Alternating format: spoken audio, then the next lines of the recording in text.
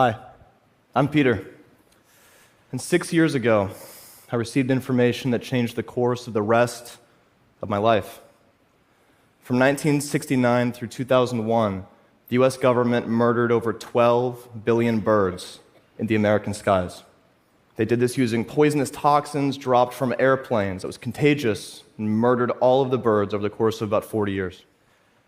Now, I know this is not the public understanding of this and may sound absurd, but please just bear with me and keep an open mind and just be respectful, please, as I share this information with you. Today, we'll be discussing the Birds Aren't Real conspiracy, a movement dedicated to exposing the fact that birds have actually been replaced with government drones, claiming that all birds in North America were wiped out in 12 years, between 1959 and 1971, replaced by sophisticated lookalikes through a secret government project called Water the Nation, acted out by the CIA, in which 120 B-52s were constructed and modified to contain a poison that would infect all birds and wipe them out. These were constructed in secret at Area 51 within 2 years by a team of 22 engineers who, upon completion of the project, were shipped off to the Vietnam front lines to be killed. There, they were captured by enemy soldiers and never heard from again. When the number of real birds started to fall, the government escalated the Vietnam War to gather more bauxite, a material used in aluminum. This was done to ramp up production of their robots and kidnap civilians to create these drones in bunkers, under the pretext of a really bizarre acid trip. But even then, with all of their resources and expertise, the CIA failed to meet operation goals by 1973.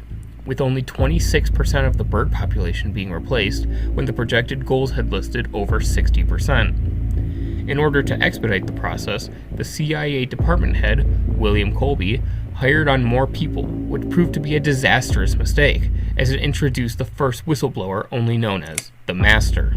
This man gave information to Clark Griffin, a well-known activist against the Vietnam War, who of course took it upon himself to expose this truth, reaching out to his previous allies in the pro-peace movement and tasking them with spreading the word however they could.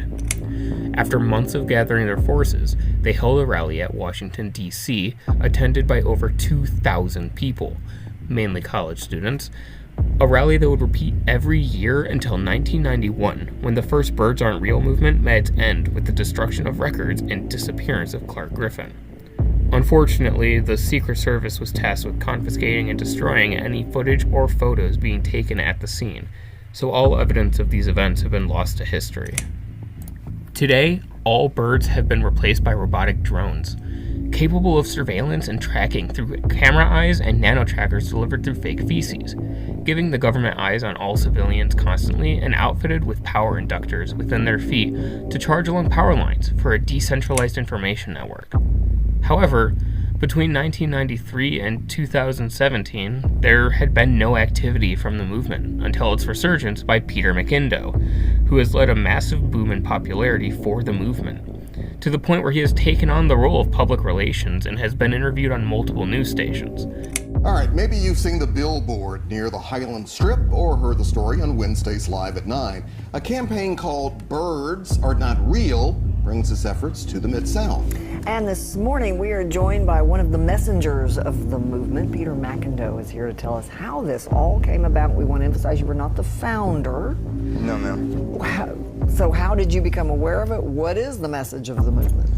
The message of the movement is essentially to spread awareness that from 1959 through 2001, the government mercilessly genocided over 12 billion birds and simultaneously replaced them with surveillance drones in disguise that film us every day as equally as these cameras are filming us right now.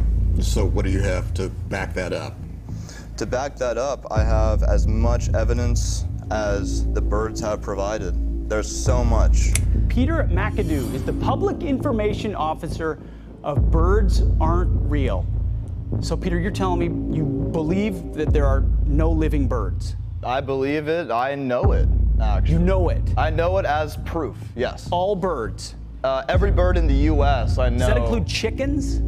Is a chicken a bird? A chicken's a bird. A chicken's a bird. So I just fed my chickens back Really? home. They didn't seem to be robots.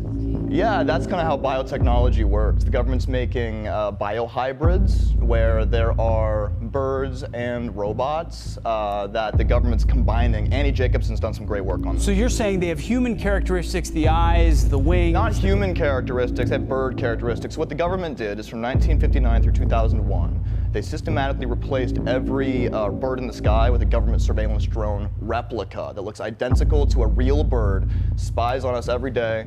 So when you walk outside, I mean, there's probably 100 cameras in here. There's more cameras outside than there are on. And that brings us to the modern day of the movement, with organized protests and movements led by Peter acting against the pro-bird propaganda, such as company logos being birds, every state having a state bird, and the federal government seal being a bald eagle.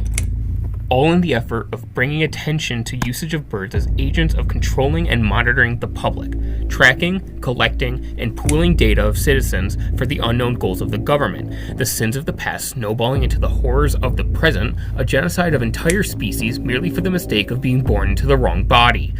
To let us know that what has been done and cannot be forgiven nor forgotten, left to the dust of time. Justice must be brought upon the people who have kept this tragedy under wraps, away from the public eye.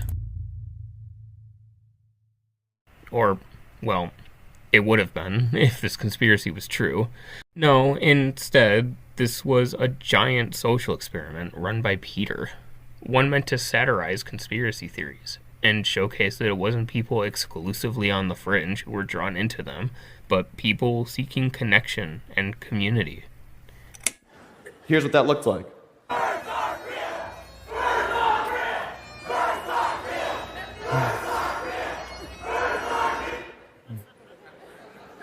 Can't even tell you how that felt. I took that video, standing on the top of the van, megaphone in hand, knowing we were awakening a country that needs it so badly.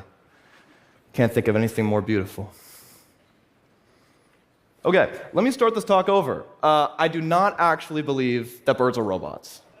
And everyone else in this picture is also in on the bit. This is a character that I played for 4 years, the leader of a fake movement with fake evidence and a fake history. Our goal was to convince the public that our satirical movement was a real one, and to see if the media would believe what we were saying. I want to remind us that there are humans behind a lot of these screens. It's not just numbers. Everyone's unique experience influences their own narrative about the world, and there's no blueprint for how to deal with this yet. But I do not think that online echo chambers of conspiracy theorists are this inevitable symptom of life online.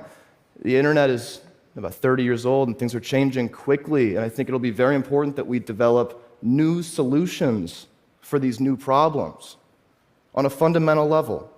What if, by addressing belief before belonging, we're starting the conversation at the wrong place?